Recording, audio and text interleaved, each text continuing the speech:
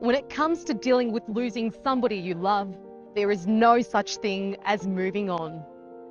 My dad's heart stopped beating on August 30, 2015. But his memory lives on every day. And great things happen when we continue to tell the stories of our loved ones. Almost 2 years ago, I witnessed the grief of Victorian Premier Daniel Andrews. His father was in a bed next to my dad in intensive care at the Royal Melbourne Hospital.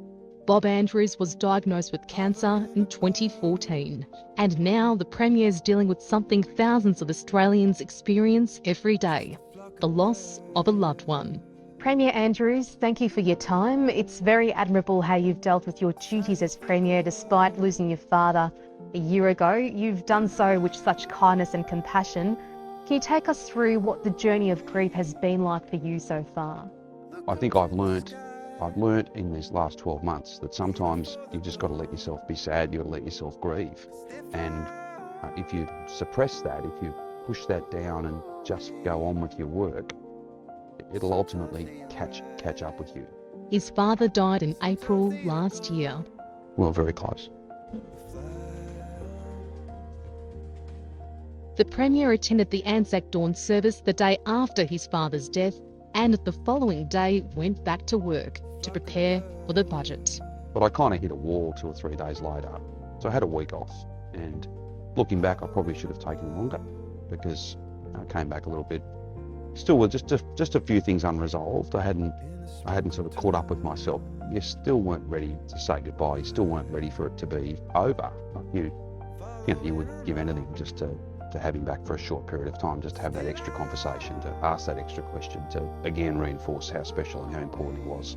Now, Mr. Andrews encourages others to have courage to reach out. Grieve in your own way, but understand that you have to go through this. You can't suppress these things. You can't put it off. It's okay to feel sad. It's okay to feel really, really down about losing someone that's close to you or going through a really difficult period. If you need help though, don't be embarrassed to ask. 15 years ago, the Premier reached out to Bendigo MP Marie Edwards, who lost her husband to a brain tumour. Daniel Andrews, who was opposition leader at the time, he must have been listening through the audio that goes through the offices, and he just came into the chamber and sat next to me and brought me a glass of water, and he didn't say anything or do anything. He just came and sat next to me. There's somebody close to you that is doing it tough.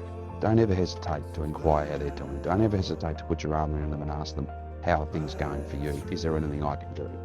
They're small acts, but they're big acts of kindness, and they make a big difference.